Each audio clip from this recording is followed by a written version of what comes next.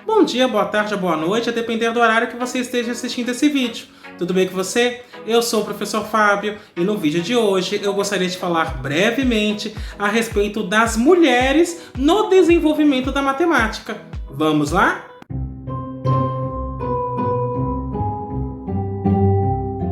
Antes de mais nada, eu vou pedir que você faça o já famoso cucocô, que é curtir, ou seja, deixa o seu like. Aproveita e faz isso agora para você já não esquecer. Comenta, ou seja, utilize a área dos comentários para continuar dialogando comigo, apresentando suas dúvidas, ou mesmo apresentando sugestões de outros assuntos que você gostaria que fossem abordados neste canal. E, caso você goste desse vídeo, compartilhe com seus amigos, compartilhe com seus contatos, compartilhe com aquele seu amigo que tenha curiosidade a respeito da parte histórica da matemática. Além disso, vou pedir para você clicar no sininho, se inscrever e ativar as notificações. Dessa forma, toda vez que sair um vídeo novo por aqui, você será avisado. O objetivo desse vídeo, em particular, é falar brevemente a respeito da participação de algumas mulheres no desenvolvimento da matemática enquanto ciência. Tradicionalmente, quando olhamos para a história das ciências de um modo geral, é visível que as mulheres sofreram um apagamento histórico.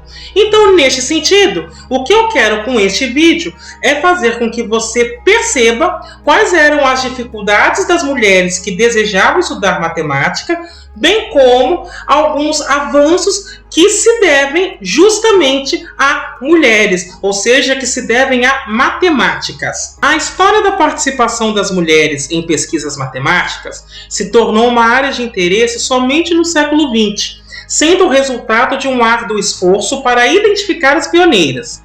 Portanto, é necessário destacar aqui algo bastante importante. Quando nós pensamos na matemática enquanto ciência, ela data de cerca de 5.000 a.C.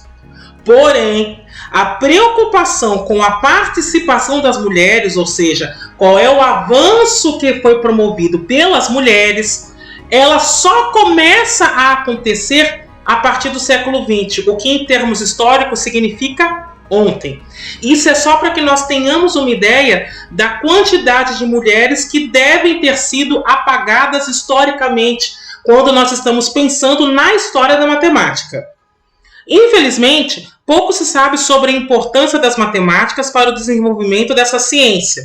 E o que é sabido hoje é que as mulheres começaram a adentrar o mundo intelectual europeu no século XVIII, muito embora elas não pudessem participar de encontros científicos. E quando uma mulher queria entrar na carreira acadêmica, ela devia passar por 3 obstáculos. O primeiro obstáculo enfrentado por uma mulher que desejasse entrar na carreira acadêmica era ter apoio familiar. Por exemplo, se nós lembrarmos de Hipácia de Alexandria, que é uma das primeiras matemáticas registradas na história, quando nós olhamos para a família de Hipácia, nós vemos que ela era filha de um estudioso. Portanto, ela tinha o apoio do pai para ingressar numa carreira acadêmica. Quando nós olhamos, por exemplo, para Maria Gaetana Agnesi, uma escritora italiana de livros-textos de cálculo, nós também percebemos que na história pessoal dela, a família havia contratado tutores para ensinar ciências quando ela era criança. Portanto, novamente, ela teve um apoio familiar para desenvolver estudos. Portanto, o primeiro passo para uma mulher que queria adentrar o círculo acadêmico era ter apoio familiar. Se ela ultrapassasse esse obstáculo, aí ela esbarrava no segundo, que era conseguir acesso à educação superior. E no caso das mulheres, elas só conseguiriam esse tipo de educação a partir do século XIX. E por fim, se ela tivesse o apoio da família e conseguisse se graduar em algum curso de alguma universidade, ela esbarraria no terceiro obstáculo, que é a aceitação na comunidade matemática, bem como a conciliação entre os afazeres domésticos e profissionais quando ela conseguia um emprego, que também tinha isso. A mulher que era formada, ela corria um sério risco de não ser aceita nos círculos matemáticos, nos eventos científicos, e, mesmo sendo aceita, ela ainda corria o risco de não ser contratada. Portanto, ela ficava relegada a segundo plano. Tendo isso na cabeça, vamos começar então a falar de algumas mulheres que desenvolveram avanços notáveis na matemática. A primeira que eu vou citar é Sofia Kovalevskaya, que é essa senhora que você está vendo na sua tela. A maioria das matemáticas ela veio de uma classe de pessoas que tinham a matemática por hobby e possuía independência financeira, ou seja, na época de Sofia, as mulheres que se dedicavam ao estudo de matemática, elas se dedicavam no primeiro momento por hobby, porque elas não eram estimuladas a isso, e mesmo assim, elas possuíam recursos financeiros para se manter. Sofia, em particular, participava de movimentos políticos e sociais que viam o progresso científico como mola propulsora da sociedade. Ela nasceu em Moscou em 1850 e ela admirava sua irmã mais velha e a seguiu no ativismo social. Desde jovem, ela mostrou aptidões à matemática e também tinha simpatia pela causa da independência da Polônia. Inclusive, essa causa ela surgiu de maneira bastante rombuda durante a rebelião de 1863. Aos 15 anos, ela foi responsável pela criação de uma trigonometria rudimentar a partir de um livro de ótica. Um de seus vizinhos, ao saber disso, solicitou ao pai dela que a autorizasse a continuar seus estudos. Ela começou então a estudar cálculo com um tutor particular, tendo em vista que matricular-se em uma universidade na Rússia do século XIX não era opção. Na realidade, as mulheres russas que desejavam estudar em universidades arrumavam maneiras de mudar-se para o leste europeu. E quando eu falo em maneiras, existiam duas conhecidas. A primeira era conseguir permissão da família, então a família mandava a mulher para estudar. E a segunda era casar-se e aí o marido mudar-se para o leste europeu junto com a sua esposa. No caso de Sofia, ela casou-se por conveniência em 1869 e posteriormente mudou-se com o marido para Viena e Heidelberg. Em Heidelberg, que fica na Alemanha, ela estudou matemática e conseguiu recomendações de professores para estudar na Universidade de Berlim. Os professores de Sofia a recomendaram para Karl Weierstrass, um dos matemáticos mais renomados. A Universidade de Berlim não aceitou como estudante, ou seja, ela não pôde se matricular na universidade. Contudo, Weierstrass a aceitou como professor particular. Então era uma situação muito curiosa. Sofia, na realidade, se tornou na Universidade de Berlim aquilo que hoje chamaríamos de aluno ouvinte. Embora sua vida pessoal tenha se tornado complicada nos anos seguintes, ela aprendeu análise matemática e se tornou uma das estudantes de destaque. Em 1874, Weierstrass viu que ela já tinha feito bastante para se graduar e propôs a ela 3 assuntos para uma dissertação. Como a Universidade de Berlim não ia conceder o grau de doutora para Sofia, aliás, a universidade não permitiu nem que ela estudasse regularmente, ele solicitou então para a Universidade de Göttingen, na Alemanha, que essa universidade desse o grau para Sofia em absência, ou seja, desse o grau à distância, sem que ela estivesse devidamente matriculada. Era uma espécie de honoris causa. Um dos assuntos estudados por Sofia se tornaria um trabalho clássico de equações diferenciais e foi publicado no jornal científico no ano posterior. Em seguida, ela retornaria à Rússia com o marido, então doutor em geologia, mas eles nunca conseguiram uma posição acadêmica adequada. Assim, eles começaram então a fazer investimentos estatais na expectativa de possuir recursos financeiros, a fim de que, uma vez sendo independentes, eles pudessem então sair em busca das suas ambições científicas. Só que eles faliram e Sofia, percebendo que teria que se manter de alguma forma, passou a frequentar encontros matemáticos. Nesse sentido, considerando que entre a falência de Sofia e do esposo dela e o tempo em que ela apresentou sua dissertação haviam se passado alguns anos, ela solicitou a Weierstrass um novo problema para trabalhar e servir como porta de entrada em tais encontros. E ao obter então este novo problema, ela começou a viajar para encontros científicos na Europa a fim de tentar discutir este problema e as ideias que ela tinha. Porém, enquanto ela estava num desses encontros ocorrido em Paris, no ano de 1883, o marido dela cometeu suicídio. e ela acabou sofrendo de uma profunda depressão. Alguns anos seguintes, após se recuperar, ela voltou a trabalhar no problema dado por Weierstrass. Enquanto isso, Weierstrass a auxiliou a obter uma colocação profissional na recém-fundada Universidade de Estocolmo. Inicialmente, ela era paga por cada estudante que possuía, ou seja, se ela tinha muitos estudantes, ela recebia um salário X. Se ela tinha menos estudantes, esse salário diminuía. Ele era proporcional à quantidade de estudantes que ela possuía. Por volta de 1885, ela fez uma outra descoberta matemática. Naquela época, a física matemática era complicada porque os fenômenos analisados envolviam equações diferenciais que, quando dava para reduzir a problemas de integrais, se tornavam insolúveis. Na época de Sofia, ao analisarmos movimentos de corpos rígidos, percebe-se que eles não poderiam ser reduzidos a integrais, à exceção de dois casos específicos que caíam em integrais elípticas. E aqui então eu preciso fazer uma observação do que seria esta integral. Então, só para ficar claro, quando eu estou falando de integrais elípticas, na realidade eu estou falando de funções que podem ser definidas por integrais. Então, uma integral elíptica, na realidade, é algo que funciona da seguinte forma. Eu posso encarar como sendo uma f de x. Essa f de x, então, é definida por uma integral. Uma integral de uma constante c até a variável x, dada por um r, t, raiz de pt, dt. Onde este r, em particular, era uma função racional, ou seja, era uma divisão de polinômios, aplicada nas variáveis t, raiz quadrada de pt. Esse pt, na realidade, era um polinômio de grau 3 ou 4 na variável t. Então, no fundo, a integral que estava sendo posta aqui era uma integral de uma fração, de maneira que ou o numerador ou o denominador envolviam a raiz quadrada de um polinômio cúbico ou quártico. Era esse tipo de integral. Sofia havia estudado integrais abelianas. Integrais abelianas são um pouco mais gerais do que as integrais elípticas, porque as integrais abelianas elas contemplam integrais de funções algébricas.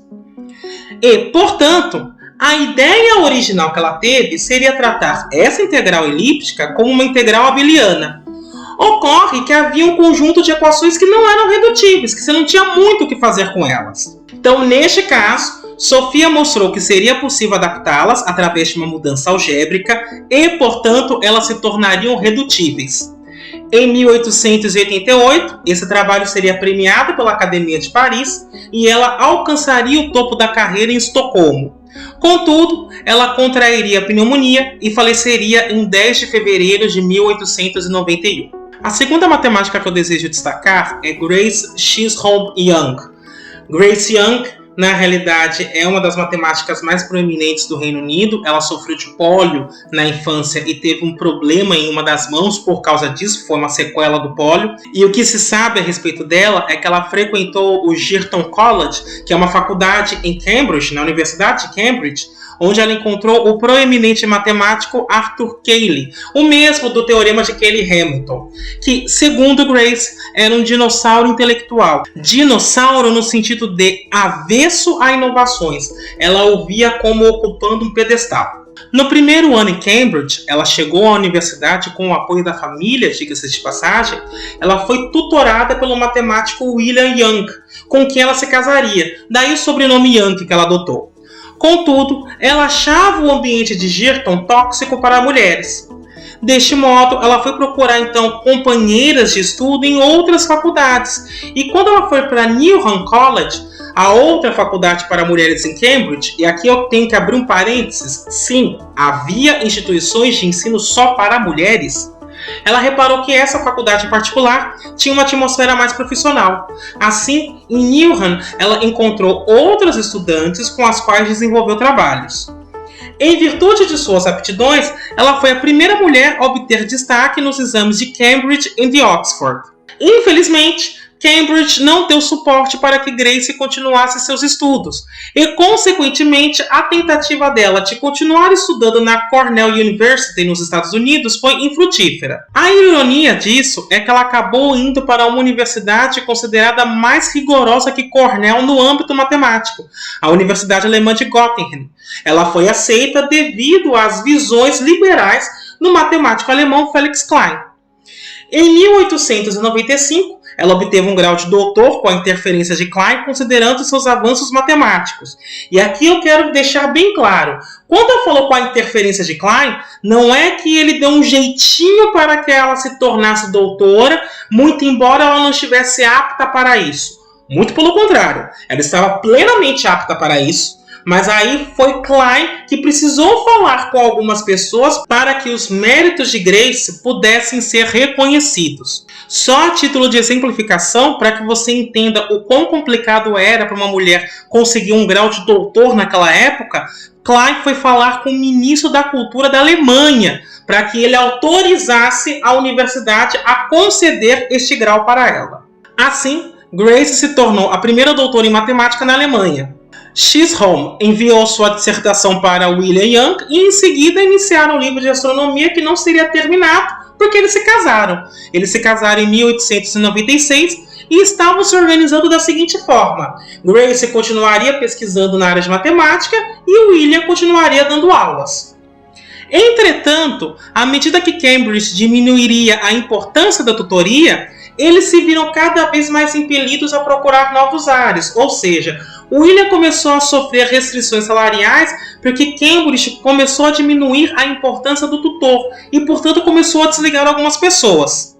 Deste modo, diante desse cenário, eles foram para a Alemanha em 1897. Com a ajuda de Felix Klein, William enviou seu primeiro artigo para a Sociedade Matemática de Londres. Assim, foi Klein, o matemático, a estimular Grace e William a estudar a teoria dos conjuntos. William se tornou um dos mais prolíficos autores matemáticos e nunca negou o auxílio de sua esposa, muito embora não a agradecesse publicamente. Não há um consenso com relação a isso, mas acredita-se que esta postura foi tomada em comum acordo, ou seja, eles acordaram que ela não seria mencionada por ele para que ele não corresse o risco de sofrer o preconceito de ter o auxílio de uma mulher. E isso é só para que vocês tenham uma ideia do quão grave as coisas se tornavam. Em 1903, eles começaram então a publicar como casal. Em 1913, Grace começou a publicar sozinha, enquanto William foi trabalhar na Índia. Foi nesse período que ela descreveu as propriedades de diferenciabilidade de funções algébricas quaisquer. A Primeira Guerra Mundial causaria o afastamento entre os Young e Felix Klein, considerando que Felix Klein manifestou-se publicamente a favor da Alemanha naquela guerra. Contudo, quando a guerra terminou, eles se reaproximariam. Os 4 filhos de Grace e William completaram o doutorado. No início da Segunda Guerra Mundial, Grace estava na Suíça passando férias e quando a guerra estourou, ela voltou para a Inglaterra com medo de que o país fosse invadido. William acabou ficando na Suíça e a guerra os deixou afastados novamente. A saúde de William então foi se deteriorando e ele viria a falecer em 1942. Grace viveu mais 2 anos e morreu em 1944. E por fim, a terceira matemática que eu quero trazer para essa conversa é Emmy Noether. Amalie Emmy Noether era a filha mais velha do matemático Max Noether. Ela nasceu em 1882 na cidade alemã de Erlangen, onde seu pai lecionava. Aos 18 anos, ela foi aprovada nos exames de francês e inglês, o que a tornava apta para lecionar nas instituições para mulheres. Ela decidiu ir para a Universidade de Erlangen, onde se tornou uma das 2 mulheres que lá estudavam. No total, havia 986 estudantes. Desses 986, 984 eram homens. Em Erlangen, ela era ouvinte, então perceba que nessa universidade ela não estava matriculada regularmente, mas ela estava matriculada na categoria de ouvinte. No ano seguinte, ela foi aprovada na Universidade de Göttingen, mas não foi matriculada. Em 1904, ela foi admitida em Erlangen finalmente, onde escreveu uma dissertação sobre a orientação do matemático alemão Paul Gordon. Gordon abominava demonstrações abstratas. Ele não gostava de nada que fosse muito abstrato. Ela se tornou doutora com honras em 1907. Apesar disso, ela passou muitos anos lecionando, sem salário, no Instituto de Matemática de Erlangen. Nos anos seguintes, ela continuou realizando pesquisas matemáticas, o que a aproximou de nomes como David Hilbert e Felix Klein. Em 1915, ela foi convidada a lecionar em Göttingen da mesma forma que Kovalevskaya em Estocolmo, ou seja, o salário dela era proporcional à quantidade de estudantes que ela tinha. Nos anos posteriores, Klein e Hilbert interferiram para que ela conseguisse uma vaga regular na universidade, ou seja, para que ela fosse contratada igual um homem. Inclusive, há um teorema da relatividade geral atribuído a Einstein e Hilbert que foi desenvolvido por ela. Apesar disso, ela só conseguiria lecionar após o fim da Primeira Guerra Mundial. Mesmo assim, ela só conseguiu obter um pequeno salário por suas aulas. Nos anos 1920, ela se dedicou à álgebra abstrata, criando a teoria dos anéis noderianos, que impacta a álgebra abstrata enquanto campo de conhecimento até hoje. Das três mulheres citadas, com certeza Emmy Noether é a mais talentosa. Ela se tornou editora de um dos jornais de matemática mais respeitados à época e, após a ascensão dos nazistas, ou melhor dizendo, após a ascensão do Partido Nazista antes da Segunda Guerra Mundial, ela acabou perdendo a sua posição profissional por ter contribuído com matemáticos judeus. Portanto, neste momento, ela muda-se para a Inglaterra, um pouco antes da Segunda Guerra Mundial, e lá ela continua a desenvolver suas atividades até 1935, o ano em que ela faleceria.